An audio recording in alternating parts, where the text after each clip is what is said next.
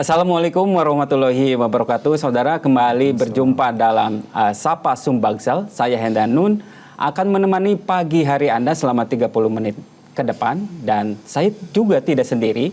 Bersama kami sudah hadir Ketua Tim Kerja Pendaftaran dan Dokumen Haji dari Kementerian Agama Provinsi Sumatera Selatan, Pak Fikri Setiawan. Assalamualaikum Pak Fikri. Waalaikumsalam Pak. Sehat? Alhamdulillah sehat. Oke, Pak, kalau misalkan sekarang kita mau mendekati pemberangkatan calon jemaah haji, begitu ya, seperti itu. Bagaimana persiapannya, Pak? Saat ini masalah persiapan kita udah mulai persiapan ya, dari petugas juga udah siapkan, kemudian dari embarkasi juga udah kita siapkan, terus kemudian saat ini jamaah sudah melakukan manasik untuk persiapan mereka untuk berangkat ke Tanah Suci nanti. Oh iya, berarti masih manasik untuk dipersiapkannya, Pak ya? Iya, sebenarnya sudah masih manasik saat ini. Oh oke, berarti sekarang itu manasik terakhir begitu? Iya, manasik terakhir. Ada pembekalan apa pada saat manasik terakhir ini, Pak? Jadi pada manasik ini jamaah itu dibekali tentang kebijakan-kebijakan yang berlaku dalam penyelenggaraan ibadah haji. Kemudian jamaah juga dibekali tentang manasik perjalanan dan manasik ibadah, dan juga tentang kesehatan haji. Tentang kesehatan haji. Iya. Mungkin kalau ini yang paling urgent ya untuk kesehatan haji. Apa saja nih yang dilakukan oleh panitia untuk persiapan kesehatan haji itu? Jadi yang dilakukan oleh panitia dalam melaksanakan kesehatan haji, yang pertama jamaah itu harus istitoah terlebih dahulu agar mereka bisa melunasi PPIH-nya. Jadi kalau dia tidak dapat istitoah dari kesehatan, mereka tidak bisa melakukan pelunasan. Oh, oke, apa itu? Istitoah itu apa? Istitoah itu adalah kalau dalam bahasa Arab itu kemampuan ya, kalau dalam bahasa Arabnya. Tapi kalau dari istilah itu tentang keterangan kesehatan. Jadi keterangan kesehatan. Dan itu dikeluarkan secara ada suratnya begitu dari dokter. Dari Kemenkes. Oh, dari Kemenkes. Oke. Jadi untuk dapat istitoah itu jamaah melakukan pemeriksaan pertama itu di puskesmas, kemudian mereka melakukan pemeriksaan di rumah sakit pemerintah yang ditunjuk oleh kesehatan provinsi kita. Oke, apa aja Pak kesehatan yang diperiksakan untuk calon jemaah haji itu sehingga yang bersangkutan itu dinyatakan lulus secara kesehatan begitu? Yang jelas banyak sih Pak, baik dari paru-parunya, jantung, darah. Karena kan jemaah itu yang tidak bisa berangkat itu, kalau berdasarkan Permenkes 2018 kalau nggak salah itu ya. Dia nggak boleh kalau yang berpenyakit menular, kemudian yang ada gagal ginjal, dan itu tidak bisa sama sekali berangkat. Dan ada juga yang demensia ya. Kalau demensia itu tidak bisa berangkat. Oke, jantung, gagal ginjal, demensia. Kalau jantung masih sih. Oh, jantung masih. Iya. Yang nggak boleh itu yang penyakit menular. Penyakit menular. Seperti TB, paru dan ginjal, dan juga demensia. Itu berarti pelaksanaannya itu dilakukannya sebelum berapa hari menjelang pemberangkatan, begitu? Sebelum pelunasan. Sebelum pelunasan, ya. Jadi jamaah itu tidak bisa melunasi kalau tidak dapat keterangan istitoah itu. Kalau misalkan nih dia sudah sehat, terus tiba-tiba terkena penyakit menular seperti itu bagaimana? Maka dia akan dibatalkan. Dibatalkan? Iya. Terus kemudian uangnya dibalikin atau diganti ke peserta lain begitu? Kalau dia dibatalkan, bisa dilimpahkan. Bisa dilimpahkan? Ya, dilimpahkan ke ahli warisnya. Ahli waris, ya, itu bisa suami atau istri, atau anak kandung, atau saudara kandung. Jadi bukan dalam bentuk uang kembali begitu, tapi sudah dialihkan ke keluarga lain. Iya, keluarga lain. Sejauh ini ada Pak kasus yang seperti itu? Ada. Oke, berapa? Ada, kalau nggak salah ada orang 4 kemarin. 4 orang. Iya. Usianya? Usianya sudah lanjut juga sih. Sudah lanjut ya. Iya. Jadi ketika dia tidak istitoah, maka porsinya itu dilimpahkan kepada anaknya. Dan anaknya juga dilakukan juga pemeriksaan kesehatan. Iya, pemeriksaan kesehatan. Dan ketika misalkan itu tidak lulus lagi, itu bagaimana? Dilimpahkan lagi. Berarti paralelnya panjang ya Pak ya, seperti itu. Oke.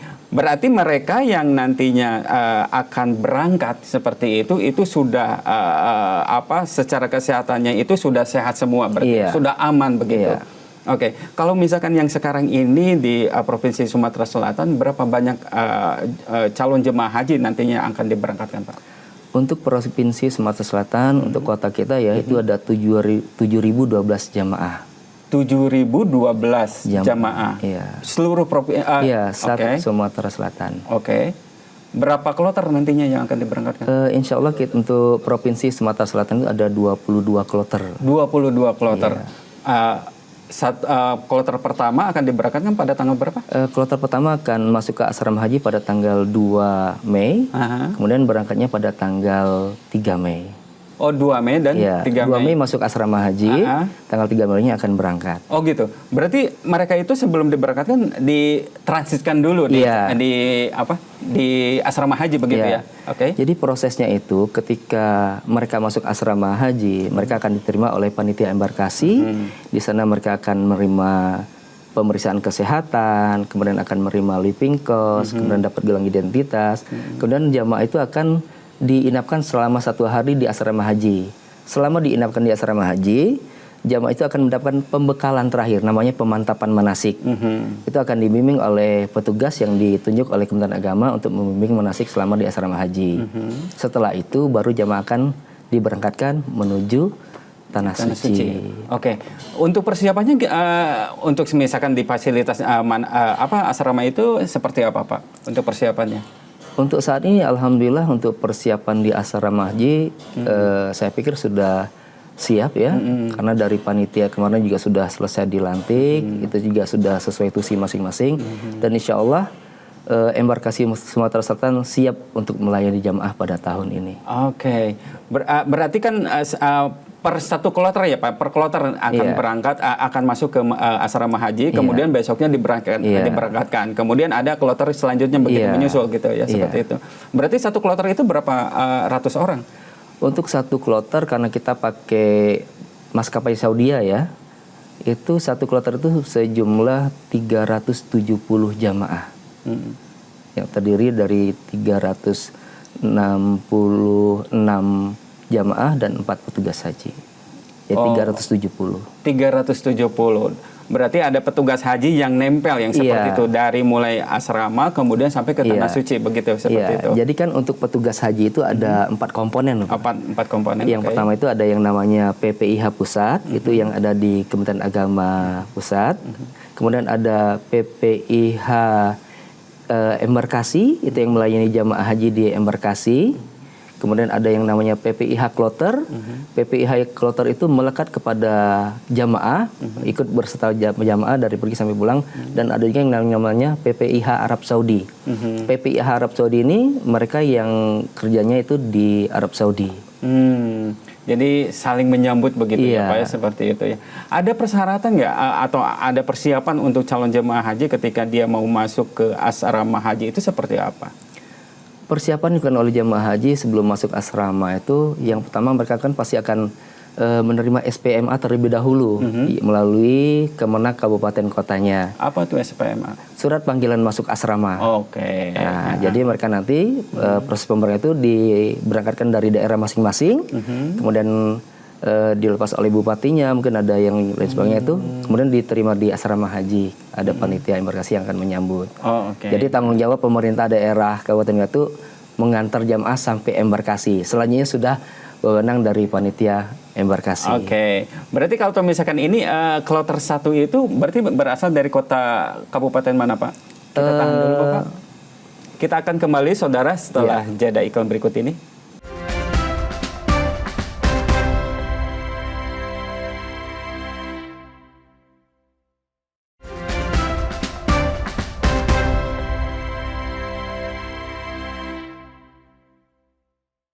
Baik, terima kasih saudara, masih di Sapa Sumbaksel bersama Fikri Setiawan, Ketua Tim Kerja Pendaftaran dan Dokumen Haji dari Kementerian Agama Provinsi Sumatera Selatan. Pak, tadi kan sekarang dalam persiapan untuk masuk ke asrama haji seperti itu gitu. Biasanya kan banyak juga nih orang-orang yang misalkan ada satu calon jemaah haji diantar berpuluh-puluh ininya gitu seperti itu. Itu gimana untuk mengaturnya begitu? Jadi ini udah 2 tahun ya kita lakukan. Jadi untuk jamaah haji dari kabupaten kota itu proses pengantarnya sampai asrama haji itu hanya disertai oleh panitia daerah. Jadi untuk keluarga yang dari daerah hanya bisa melepas di daerah kabupaten kota masing-masing. Sedangkan untuk dari Palembang, karena di Palembang kan banyak KBIHU ya, kelompok bimbingan ibadah haji dan umroh. Jadi mereka harus mengantarkan jamaah itu pada titik kumpul yang telah mereka tetapkan.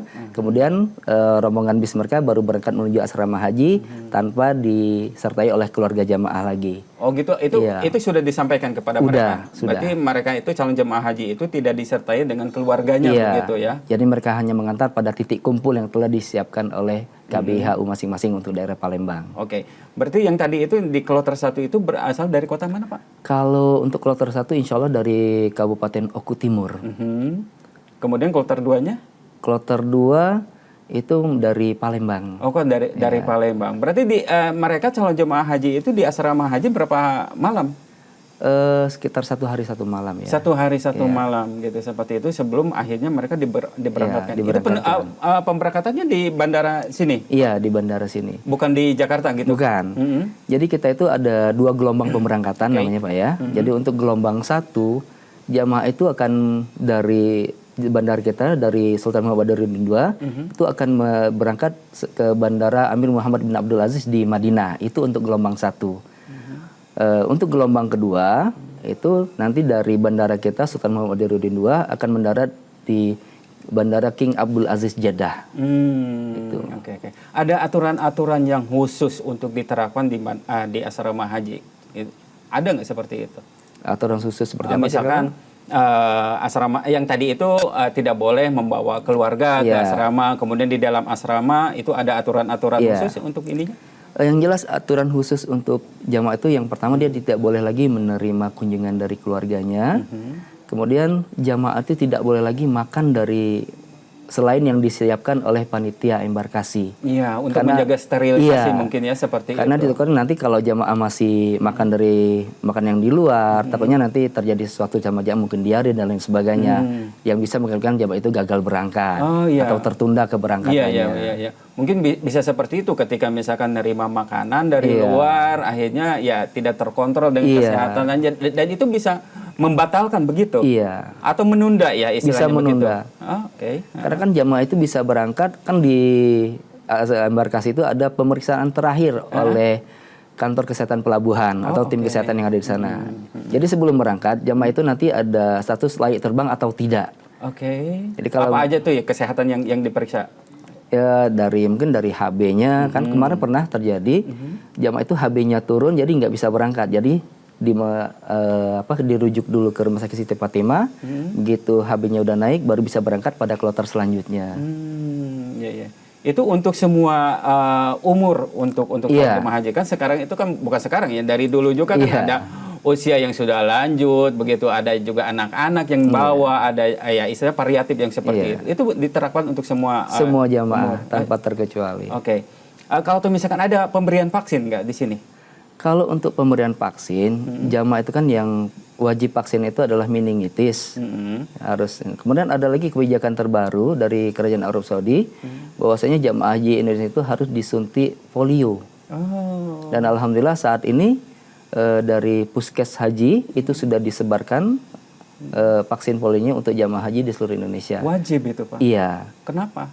Karena ada beberapa di daerah di Indonesia terjangkit polio, terdeteksi polio. Akhirnya pemerintah dari Kerajaan Arab Saudi minta untuk jamaah haji dari Indonesia agar melakukan vaksin polio. Oh itu terdeteksi setelah ada di Tanah Suci begitu? Enggak, ada kasus di Indonesia. Ada kasus. Jadi mereka minta vaksin polio. Antisipasi mungkinnya seperti itu ya. Itu vaksin polionya itu jelang berapa keberangkatan, berapa lama keberangkatan? Ya, karena ini kebijakan barunya baru sekitar 2 minggu ya. Oh 2 minggu? Jadi termasuk petugas juga harus vaksin. Oke. Semuanya harus vaksin polio juga. Dan itu dikasih juga untuk surat kesehatannya begitu? Iya. Surat keterangan. Surat keterangan. Iya. Oke. Dan itu juga kelengkapan surat-suratnya itu harus dibawa oleh calon jemaah haji atau sudah dibantu oleh panitia begitu? Harus dibawa oleh jemaah haji. nanti kan diperiksa oleh pihak karantina kesehatan di Arab Saudi. Begitu dilihat suratnya, oke, baru bisa masuk. Oke. Kan di sana itu kalau udah musim haji itu berjuta-juta jamaah berkumpul di tanah suci seperti itu. Nah, dari panitia dari Sumatera Selatan sendiri untuk mengantisipasi kepadatan atau orang hilang dan sebagainya, itu bagaimana itu? Jadi untuk antisipasi keadaan crowded ya mungkin di Arab Saudi, di sana itu ada yang namanya panitia penyelenggara ibadah haji Arab Saudi yang terdiri dari bermacam tusi layanan, ada yang tusi akomodasi, ada tusi bimbingan ibadah, ada tusi transportasi, ada tusi konsumsi, ada tusi linjam. Jadi kalau ada sesuatu ini akan terjadi koordinasi antar tusi tersebut dalam melayani jamaah. Kalau ada permasalahan itu akan bisa langsung diselesaikan dengan koordinasi tersebut. Oh, oke. Jadi pada saat pemberangkatan pun dari Provinsi Sumatera Selatan udah koordinasi dengan di Tanah Suci begitu seperti itu panitia di Tanah Suci. Jadi begitu jamaah ini berangkat kan kita ada manifest ya. Manifest itu langsung dikirim dari panitia embarkasi langsung ke panitia Arab Saudi. Dan panitia di Arab Saudi begitu menerima manifest itu langsung dibagikan ke tusi masing-masing. Oh, ini yang akomodasi, ini yang transportasi. Oh, seperti gitu. Itu. Jadi sudah ada penempatan begitu ya, seperti itu. Jadi tidak penempatan. Istilahnya tidak mencari karena kan emang efektif waktu ya seperti itu ya. Oke. Itu untuk antisipasi kalau sekarang pemberangkatan di bulan Mei ya Pak ya. Iya. Itu bagaimana cuaca di itu? Saat ini diperkirakan cuaca di Arab Saudi itu sekitar di atas 50 derajat Celcius ya. Betul. Lumayan panas. Itu gimana untuk menginformasikan ke calon jemaah haji kalau di sana itu sedang panas begitu? Kita tahan dulu Bapak. Kita akan kembali saudara setelah jeda iklan berikut ini.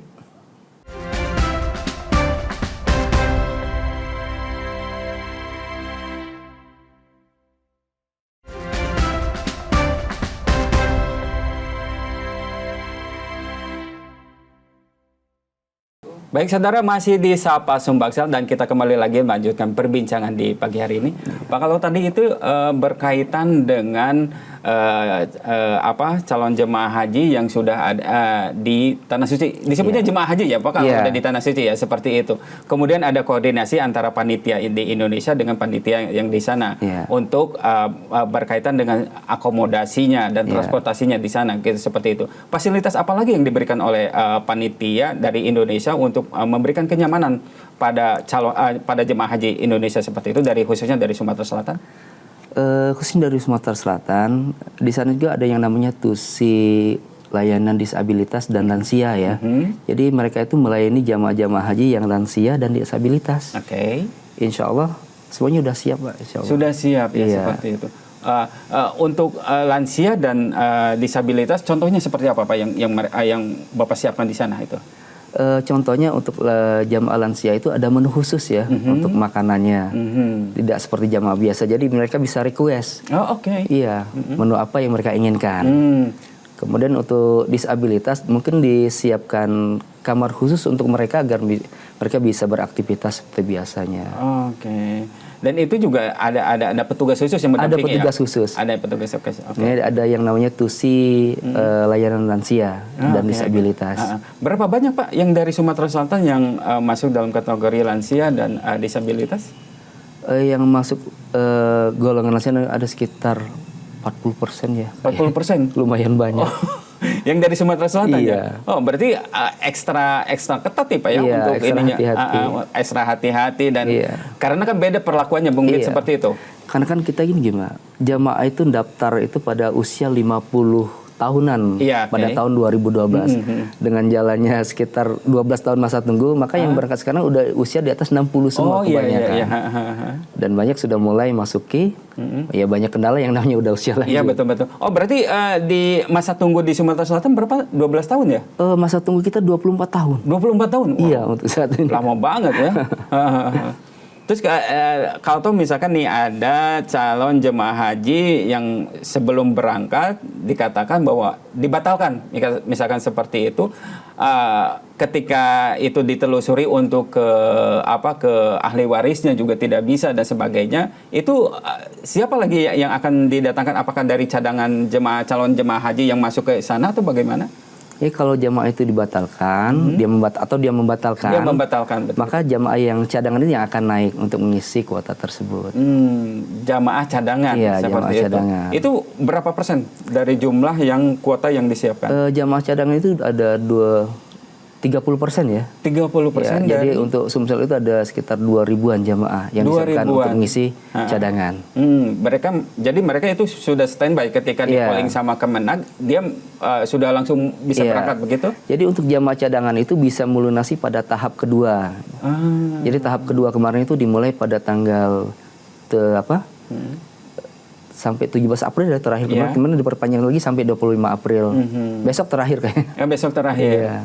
Jadi ketika mereka jadi tidak serta merta walaupun misalkan namanya sudah masuk ke dalam cadangan, kuota cadangan, tapi ketika misalkan belum ada secara administrasi itu tidak lengkap, berarti belum bisa dipanggil. Belum. Jadi yang sudah dipanggil itu mereka bisa melengkapi, bisa melunasi. Yang sudah dilengkapi, yang sudah melengkapi pelunasan begitu. Baru dimasukkan ke dalam cadangan begitu. Jadi jamaah cadangan itu udah ada daftar namanya, udah dihitungkan dari pusat. Jadi mereka itu udah sebelum akhir pelunasan tahap pertama mereka sudah tetap melakukan pemeriksaan kesehatan. Mereka sudah harus memiliki dokumen paspor. Gitu tahap 2 pelunasan mereka sudah bisa melunasi. Oh, jadi sudah lengkap semua secara administrasi begitu. Sudah lengkap. Oke.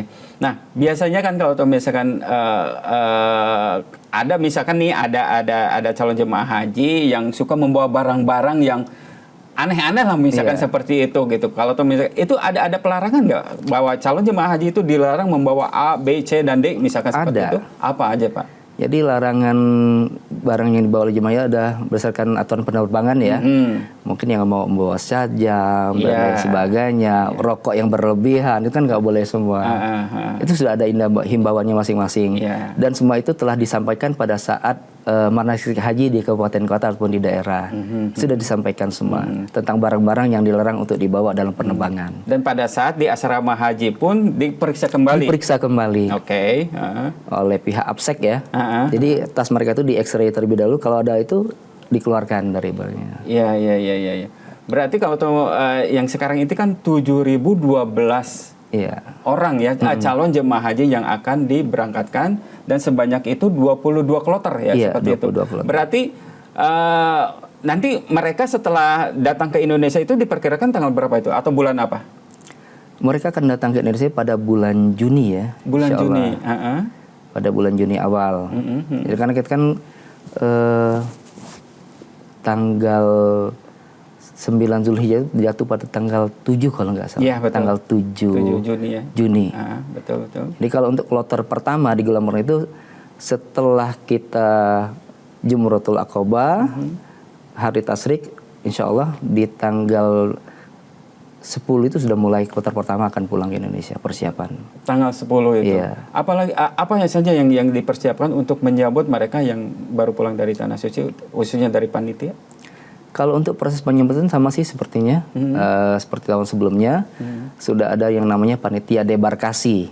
Jadi bedanya kalau di awal itu panitia embarkasi, kalau dia pemulangan panitia debarkasi. Dan strukturnya sama.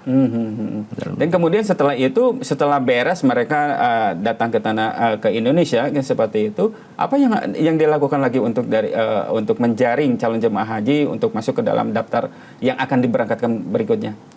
Jadi untuk jemaah yang akan berangkat tahun berikutnya itu nanti kita sudah ada daftar namanya langsung dari pusat berdasarkan batas akhir kuota yang akan berangkat pada tahun berikutnya. Dan itu langsung kita proses, kita verifikasi, kita hubungi daerah kabupaten kota agar segera memverifikasi data jamaahnya masing-masing. Oke. Berarti 7.012 ini berarti tahun kemarin juga 7.012 ya? Tahun depan? Sama juga? Nggak ada penambahan kuota? Karena untuk kuota itu kita itu berdasarkan kota yang ditetapkan oleh OKI ya, Organisasi Konferensi Islam, bahwasanya itu untuk jam itu 1.000 per mil. Makanya kota kita ada 7.012 jamaah untuk Sumatera Selatan. Oke, 7.012 jemaah Iya. untuk Provinsi Sumatera Selatan yang nantinya akan diberangkatkan ke Tanah Suci, begitu ya Pak. Iya. Terima kasih Pak Firky atas perbincangan di pagi hari ini. Demikian saudara, perjumpaan di Sapa Sumbangsel hari ini. Kita akan kembali di episode berikutnya. Sampai jumpa.